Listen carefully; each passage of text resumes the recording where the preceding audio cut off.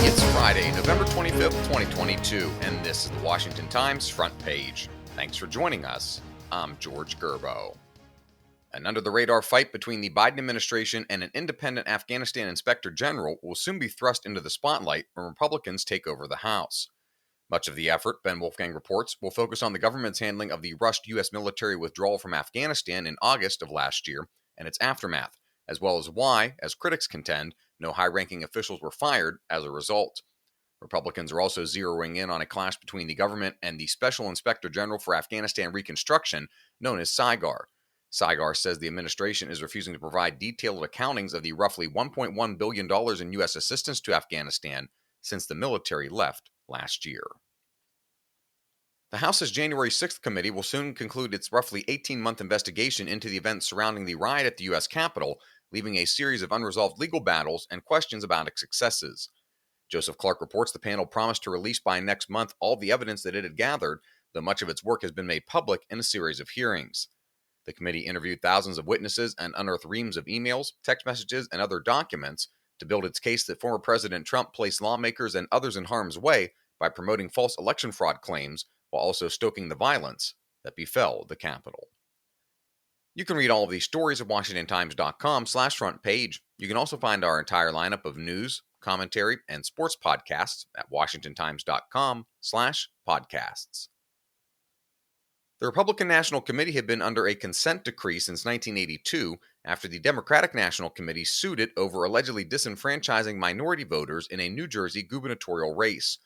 Alex Roy reports the consent decree kept the RNC out of organizing poll watchers, enlisting poll workers, and participating in election law litigation.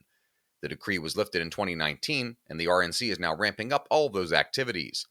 An official from Democracy Docket, a voting rights organization that tracks election litigation, noted the RNC or its state organizations have been plaintiffs in 15 of 79 cases filed in 2022.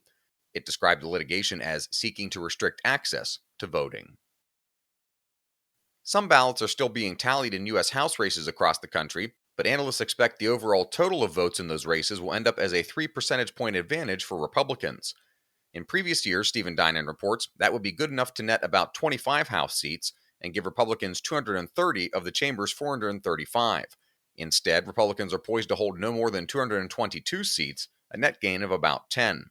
It's the latest evidence the GOP bungled its chances this year and has led to a search for answers.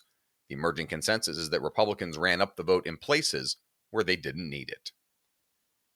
And finally, getting rid of the Commanders and starting fresh with a new name for Washington's NFL team could be a smart move for any incoming owner.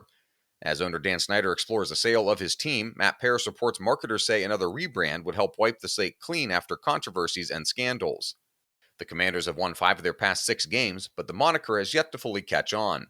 With rumored candidates such as Amazon founder Jeff Bezos and media mogul Byron Allen, any buyer of the Commanders would have an opportunity to set a new agenda and could signify that fresh start by changing the team's name, according to marketing experts. The Commanders went through a lengthy rebranding process over the past few years after the team retired its Redskins moniker and were known as the Washington Football Team for 2 seasons before announcing the Commanders' nickname in February. Find all of today's front page stories at WashingtonTimes.com/front page or on the Washington Times app, and find us wherever you get your podcasts. Just search Washington Times in any major podcast app. You can also find us on Twitter and Instagram at Wash Times for breaking news, sports, commentary, and more. Washington Times.